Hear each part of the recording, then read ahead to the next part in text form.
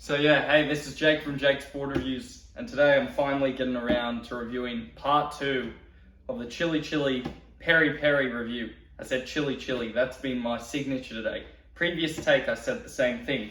Now, let's just start with the basics. So, tail-wise, we have a rounded square. Now, the rounded square, what it does, it offers more hold in, say, when it gets a little bit bigger. You have a little bit more control, and you feel like, especially in like 3 foot plus waves, you can push the board really hard and kick it hard in the tail. And as you're coming around, if you slide on one of the waves or you get the tail blown, you can feel it kind of slide around back to you, or just on like cutbacks, it just has that hold where you just feel like you got so much stability on the turns and coming turn to turn, for example, right? Top to bottom surfing. Rail-wise, it's kind of like well, this one's a bit thicker glass, so it's a medium to kind of boxier rail, but not too boxy. This one's actually a custom one made for a guy called Iko, and it's a 5'8" by 19/16 by 2 5/16 thick, and it comes in 26.5 liters. Now, when I picked it up, it was $50 this thing, so I got it. And yeah, I remember riding a Chilli Peri Peri from about, I don't know, mates had it when I was younger, and I rode one about, probably 3 years ago, 4 years ago, and it was about also a cheaper Chilli, $100 guy was selling it. He had it with like the kind of black sticks. I think it was like a Machado thruster black sticks, or just the normal old Futures black sticks with like the wooden kind of bamboo look. So yeah, was riding those in that board, and that felt good, but obviously they were quite loose. Mainly this board, I actually started with the Mick Fannings and I didn't leave the Mick Fannings, but I would say that something like a Koloe and Dino set or an accelerator would be the fit for this board, because sometimes with the Mick Fannings, it did feel a little bit too stiff, this board.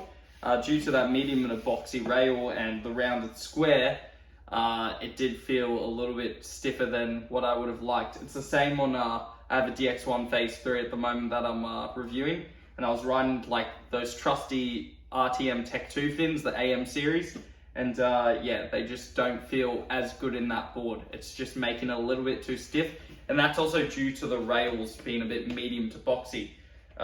This board, especially for junky kind of 2 to 5 foot waves, is a perfect option.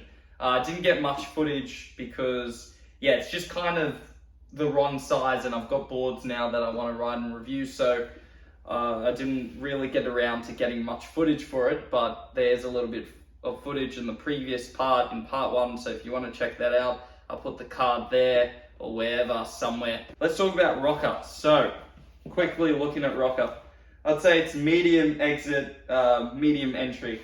Yeah, just a really simple kind of rock out line. So I wouldn't say that it's continuous, it's a stage rocker.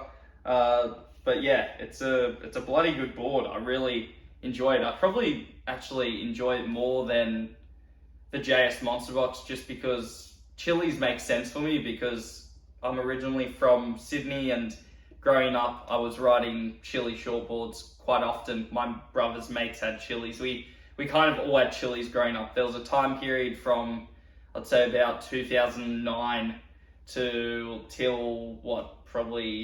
even before 2009, but I started surfing in 2010. I'd say there was a time period from 2010 till, I don't know, like mid 2000s, where Chillis were just, the board to like go with, and yeah, now it's kind of become more like sharp eye. JS is back, and Loss and Pizels, but back then a Pizel was like, I had a mate who had a Pizel, and I was like, you have a Pizel? What's a Pizel? I'd never heard of Pizel. I knew who Takoro was, but never heard of Pizel. I knew Arakawa, but yeah, that was also the days where I wasn't as into surfing as I was now.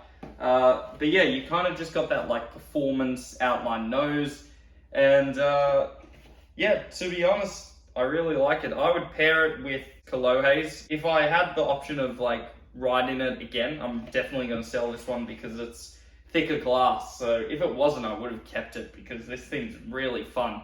I was doing carving 360s on it. I was getting some really good turns. And I feel that with Chilli surfboards is you do get really good critical turns at times. So yeah, I really like them. They can feel a bit stiff, but I personally like them a lot. I also like how the tail's not too chunky. That's something I don't like in boards, when tails are too chunky, because that just throws you off. Like you feel like you got too much fullness in the rails and you can't really set your rail. So I like more, even if it's a medium and a boxy rail, not being too boxy, and especially not in the back third of the board or the back end of the board, because that just causes problems, especially in hollow sections. If you want to get down and you want to make the drop and you have a chunky tail, mate, it feels crap. It really feels crap. So anyway, this board didn't feel crap on that note.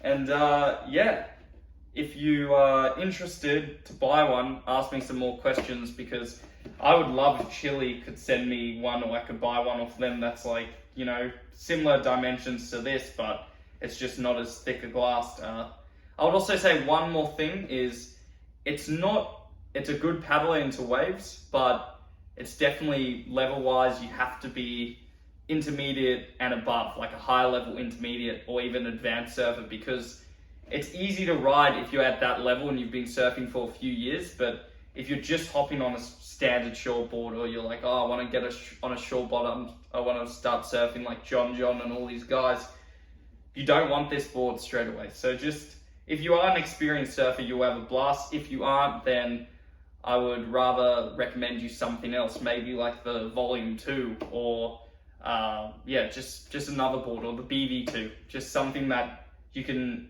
get on, that you're gonna have fun with, because otherwise, you want surfing to be fun. That's the whole thing. Anyway, that's a review. One more thing I forgot to mention is it's running predominantly a single concave throughout the board. Wait, hold up. Yeah, I'll have to double check. Let me double check that. But I believe, I'm looking at it right now. I'm trying to analyze what I can see, but I really don't see much double. And I just see like a kind of flatter exit. But yeah, so it's just running kind of a single concave throughout the board. I would say if there is any double, it's the slightest amount of double. So majority of the back of the board, the outline is a single concave. That's the review. Thanks for watching, and I do recommend this. So ask me questions in the comments below, but I won't be keeping this one. Easy. Surfboard reviews.